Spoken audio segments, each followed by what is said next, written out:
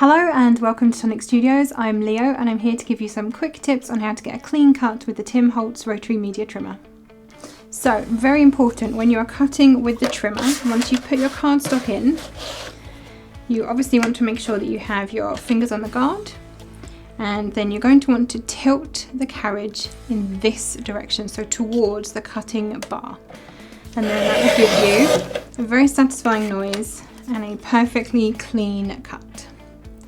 If you don't rotate it in that way, so for example you just let the carriage roll as it is, you're going to get a very feathered edge.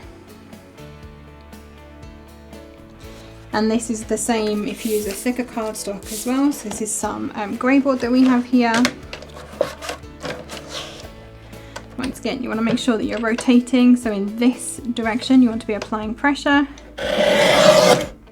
Pull it straight back and you'll get your nice clean cut.